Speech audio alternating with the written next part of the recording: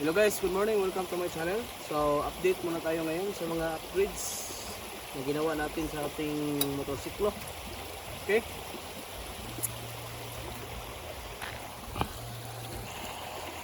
Okay, so una nating i-flex yung ating crash guard at saka yung slider.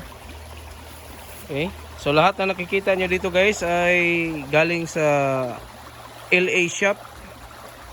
So kung gusto nyo mag-order ng mga pisa ng motorsiklo, so punta kayo sa LA shop. So tulad nitong kakakabit ko lang na skid plate. Ayun. Yan oh.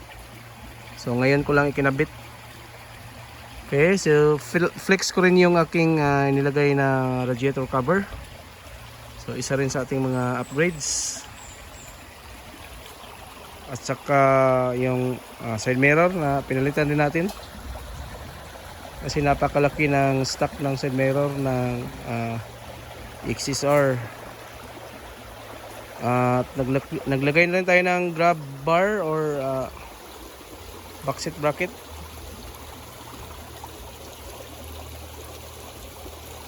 At saka pinalitan din natin yung stock na signal light ng mas classic. Okay.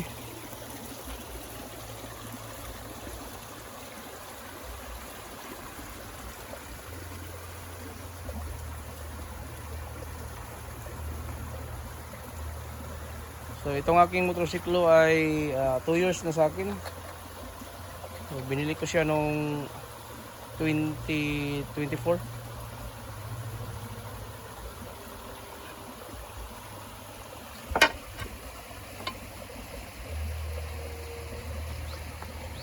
So itong paglalagay ng skid plate ay madugo-dugo rin. Hindi siya plug and play. So nilakihan ko yung butas niya. So actually mayroon akong ginawang video dito, kaya lang hindi natapos kasi mahirap pala siyang ilagay. So hindi siya plug and play. At saka in-adjust ko rin siya dahil may tunog siya, kaya inulit ko at saka nilagay ko yung ilalim sa ilalim ng radiator cover. So nawala na yung tunog kapag makadaan ng lubak. Yun.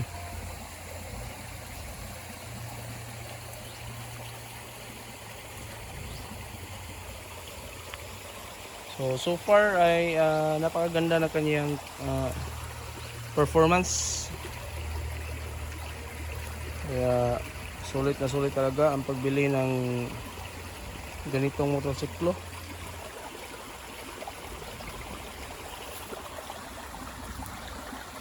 Right, thank you so much. Please don't forget to subscribe.